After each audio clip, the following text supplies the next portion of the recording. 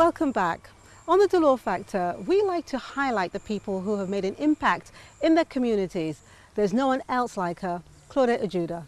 Well, you see this big smile on my face is because if you look over here, there's Claudette with the guitar. Has your guitar got a name? No. That's strange. Friend. Your friend? Yeah. Best friend. Don't take offense, you know, friends. Now, we were talking earlier about this song that you teach to the children, and it's a song dear to my heart as well. Let's share that with our audience. You see, I was very fortunate to see Bob Marley perform twice when I was at school in Canada. And he was and is my mentor because deep in my heart, I'm an activist. And I have a very revolutionary spirit. It's just that it gets me into trouble all the time because I speak my mind, so a lot of people think I'm rude and I have an attitude, but it's just like that I say it as I see it. Mm-hmm. So every single class I taught, and the students, if they're listening, they will shake their head, they will nod and say, that's true. I taught my students redemption song. You see, it was a time when Mandela was imprisoned, mm-hmm. and I actually stopped wearing gold because most of the world's gold was mined in South Africa. Mm-hmm. And I told my students that, and you know, up until today I have past students who don't wear gold. I started wearing gold again when Mandela was freed. You know, so I taught this song to all my students. And there was a student who was imprisoned in Canada for immigration reasons. And when he came back to St. Lucia, I saw him and he told me, while he was in the cell, all he could remember was me sitting in front of the class teaching redemption songs, singing redemption song. And that really made me feel good. Would you mind just strumming a little of that? Because I'm sure that's going to bring back memories, not only to your students, but everyone who watches this program.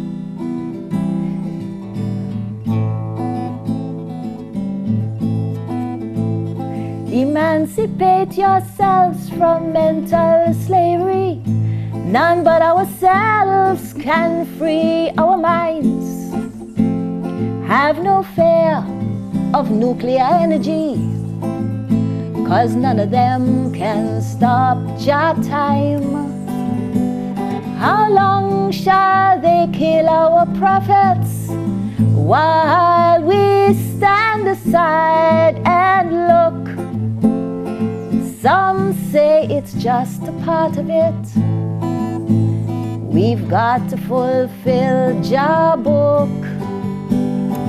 So won't you help to sing these songs of freedom? 'Cause all I ever hear, redemption songs. Redemption songs. Gosh, that, I don't know, so many things were going through my mind. So many things. It brings back just a feeling of how lucky we should be to be free, you know, and how some of us don't understand or accept our culture and those who have done things for us to be free.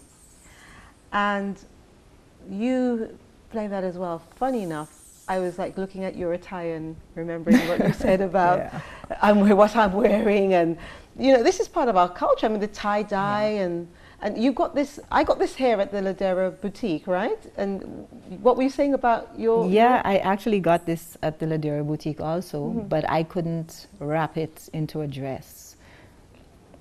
So my seamstress turned it into a dress, a complete dress. It's beautiful. You know, instead of me trying to wrap it around my body. And then I also, it made me think about you as well, and Bob Marley. Of course, you share the same religion. When did that happen for you, thinking about religion and changing your religion? Well, I don't consider Rastafari a religion. I personally don't. You don't? I don't. I consider it to be a liberty. It's a way of life. And I think I've always been that way. I've always tried to be as natural as possible. And I've always embraced nature and, you know, so many things that Rastafari preaches or teaches. Mm-hmm. And that's what you're comfortable with, and that's what makes you I'm happy. very comfortable with it. I didn't go into a salon and twist my hair. My locks just formed. My first lock formed in the year 2000 when I performed at Sisterhood, and the rest just formed. I've never twisted my hair, you know. And Bob Marley was and is my mentor because he stood for so many things that I stand for. And but we tend to forget, you know. We as a people, we tend to forget where we come from. We need to remember where we come from. And we also need to, even though we must live in the present, we need to remember our roots and we need to remember our culture.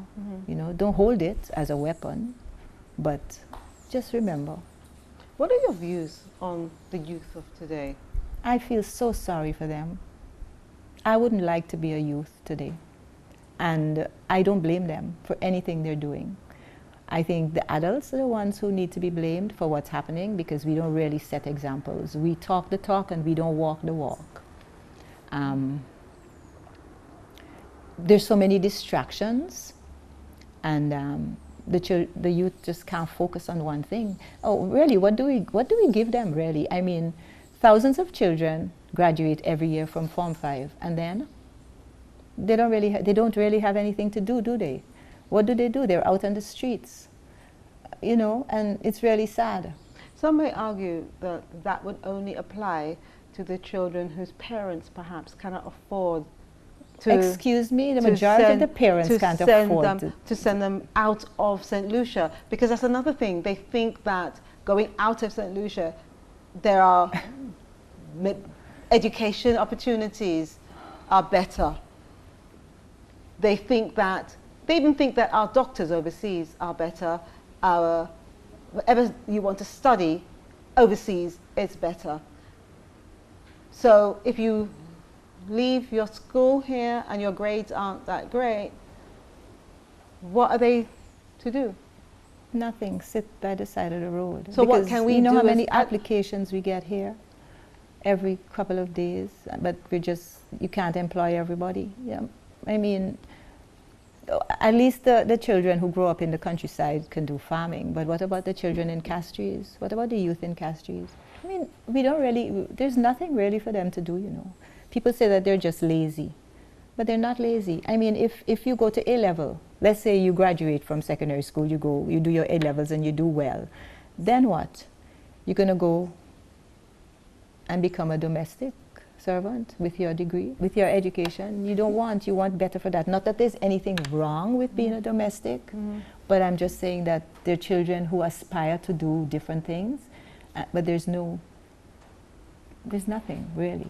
I think it's, I see your point, and I think that what we have to do as adults to try and make it be more responsible, and it's not just parents, it's adults. Yes.